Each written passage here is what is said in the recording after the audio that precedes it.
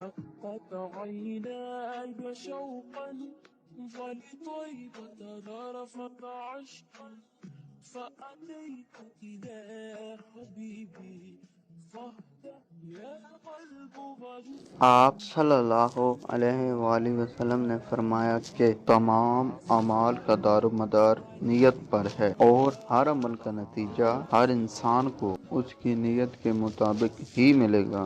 بس جس کی ہجرت دولت دنیا حاصل کرنے کے لیے ہو یا کسی عورت سے شادی کی غرض سے ہو، بس اس کی ہجرت انہی چیزوں کے لیے ہوگی جن کے حاصل کرنے کی نیت سے اس نے ہجرت کی ہے۔ حبيبي يا نبي الله يا رسول الله